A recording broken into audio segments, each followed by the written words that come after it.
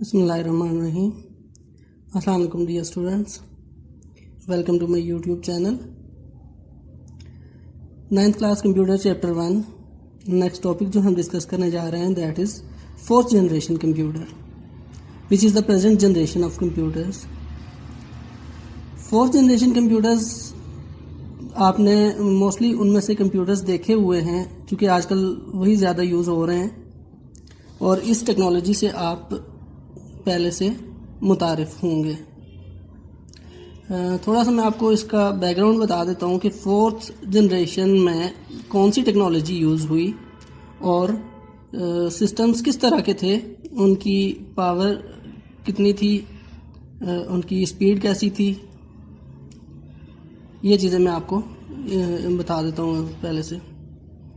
अब 4th generation computers में जो टेक्नोलॉजी यूज़ हुई दैट वाज माइक्रो प्रोसेसर्स।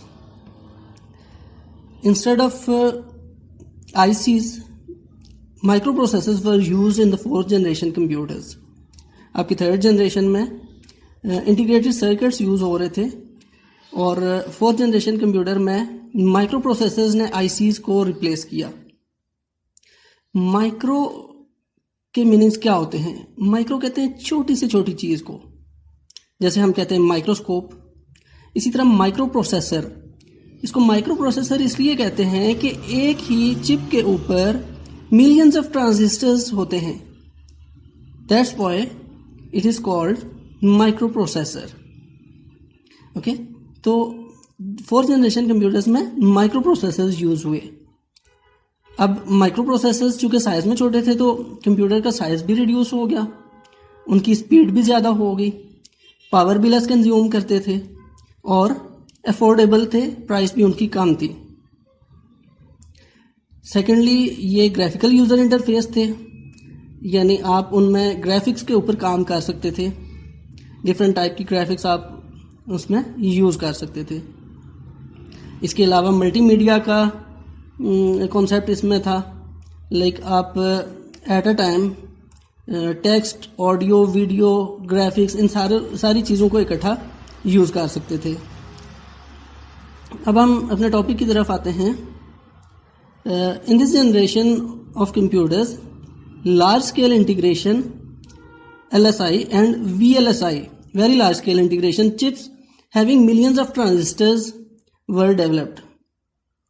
क्या हुआ कि इस जनरेशन में LSI, लार्ज स्केल इंटीग्रेशन, और very large scale integration chips introduce हुई जिनके ऊपर क्या था, मिलियंस ऑफ ट्रांजिस्टर्स थे। Microprocessor was developed in the 4th generation of computers. A microprocessor is a single chip that can handle all the processing of computer. ये बात मैं आपको पहले बता चुका हूँ कि माइक्रो प्रोसेसर क्या करता है, एक सिंगल चिप होती है जिसपे मिलियंस ऑफ ट्रांजिस्टर्स होते हैं जो क्या कर सकते हैं, डाटा को प्रोसेस कर सकते हैं। कैरेक्टरिस्टिक्स की बात करते हैं।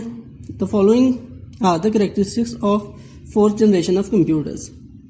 Number 1, microprocessor was developed which resulted in the development of microcomputers. Microprocessor बनने से क्या हुआ कि माइक्रो कंप्यूटर्स इंट्रोड्यूस हुए। Second, 4th generation computers are very fast, very large storage capacity and use advance input output devices.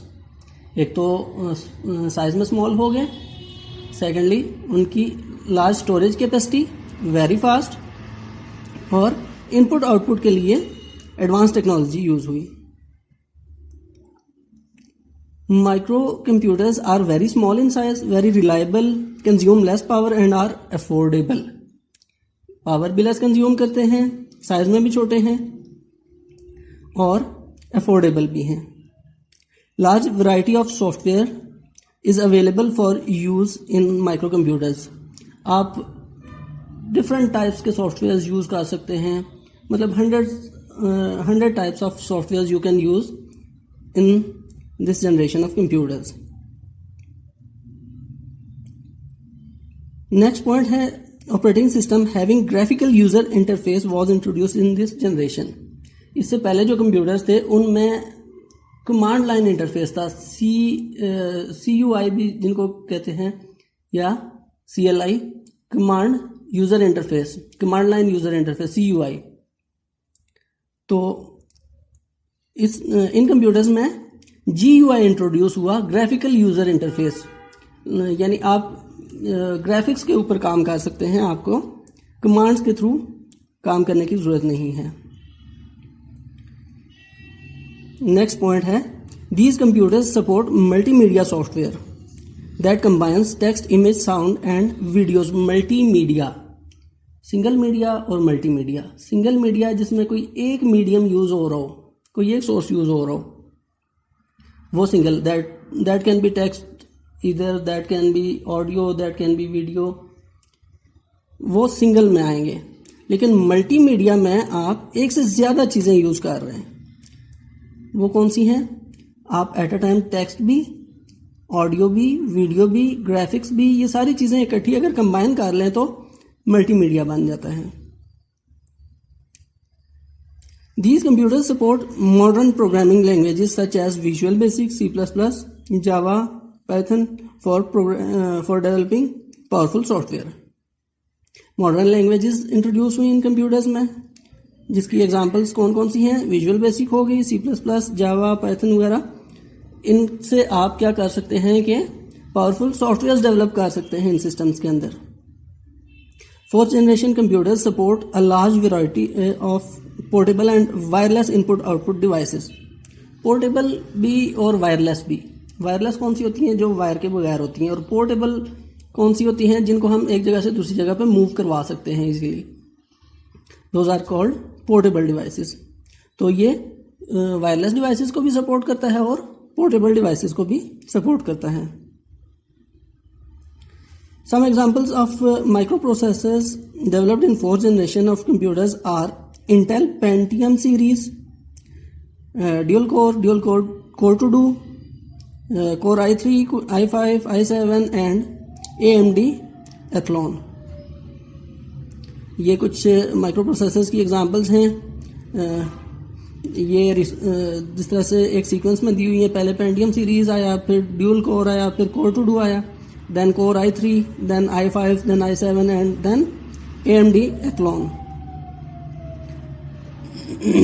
Some examples of fourth generation computers are IBM ThinkPad series, HP, Dell and Apple's MacBook etc। ये कुछ examples हैं fourth generation computers की। Okay, अब हम चलते हैं fifth generation computers की तरफ। फिफ्थ जनरेशन कंप्यूटर्स जो अभी जिन पे वर्कआउट हो रहा है, वो कंप्यूटर्स फिफ्थ जनरेशन में आते हैं। इस पे अभी वर्कआउट हो रहा है और कुछ हद तक इस पर काम हो चुका है। The goal of fifth generation of computers is to develop devices that can understand natural languages and have thinking power. इस तरह के सिस्टम्स बनाए जाएं कि जो क्या करें कि नेचुरल लैंग्वेज को अंडरस्टैंड करें। अभी तक हम जो कंप्यूटर्स में प्रोग्रामिंग यूज़ करते हैं उनका एक स्पेसिफिक सिंटैक्स होता है जिसको वो कंप्यूटर अंडरस्टैंड करता है। हर एक लैंग्वेज का अपना एक स्पेसिफिक सिंटैक्स होता है जिसके अंदर प्रोग्राम्स लिखे जाते हैं। ठीक है, तो किस चीज़ पे वर्कआउट हो रहा है कि ऐसी प्रोग्रामिंग लैंग्वेजेस डेवलप की जाएं जो natural like English like languages हों, जो नेचुरल लैंग्वेजेस की तरह की हों, जिनको कंप्यूटर डायरेक्टली अंडरस्टैंड कर सके और कंप्यूटर खुद से किसी चीज़ के बारे में सोच सके, उसकी थिंकिंग पावर हो। This is a big challenge for computer developers and programmers to design such systems and software for them. अब ये इतना आसान काम तो डेफिनेटली है नहीं। एक बहुत बड़ा चैलेंज है डेवलपर्स के लिए, प्रोग्रामर्स के लिए, कि इस तरह के सिस्टम डेवलप करें जो खुद से किसी चीज़ के बारे में सोचें और उस पर कोई डिसीजन ले सकें। The following are the characteristics of fifth generation of computers. क्या कैरेक्टरिस्टिक्स हैं फिफ्थ जनरेशन कंप्यूटर्स की? Number 1, fifth generation computers are based on artificial intelligence, AI। कौन सी टेक्नोलॉजी यूज होगी इनमें? आर्टिफिशियल इंटेलिजेंस मीन्स के अपने तौर पे वो सोच सकें और कोई डिसीजन ले सकें। In the fifth generation computers artificial intelligence will minimize the need to write programs आपको प्रोग्राम लिखने की ज़रूरत नहीं पड़ेगी। क्या होगा, आप जस्ट कोई कमांड देंगे ऑडियो में, तो वो खुद से उस पर वर्कआउट कर देगा, उसको खुद अंडरस्टैंड करके, उस पर थिंकिंग करके उसके अगेंस्ट आपको कोई रिजल्ट दे देगा और डिसीजन ले लेगा। These computers will allow users to give commands in any natural languages such as English. यानी वही बात जो मैं आपको पहले बता चुका हूँ कि कोई भी यूज़र क्या करेगा कि किसी भी लैंग्वेज में कोई कमांड देगा, कंप्यूटर उसको थिंक करेगा, उस पर सोचेगा, उस पर डिसीजन लेगा और उसके अगेंस्ट आउटपुट देगा। एग्जाम्पल्स क्या हैं इसकी? Examples of fifth generation computers are robots and expert systems. Robots का तो नाम सुना होगा आपने, जो जिनको आप मतलब कोई इस तरह की प्रोग्रामिंग कर देते हैं उनके अंदर कि वो ऑटोमेटिकली कोई काम करते हैं। ठीक है, आप जस्ट उनको ऑन करते हैं और वो कोई टास्क परफॉर्म कर देते हैं।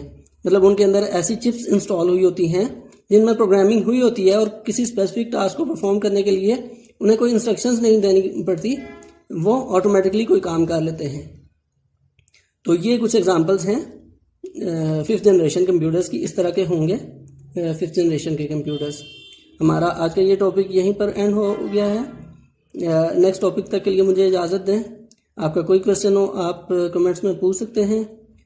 आप सबसे गुजारिश है कि हमारी वीडियोस को लाइक करें और हमारे चैनल को सब्सक्राइब करें। इसी पर इजाज़त चाहता हूँ। अल्लाह हाफ़िज़।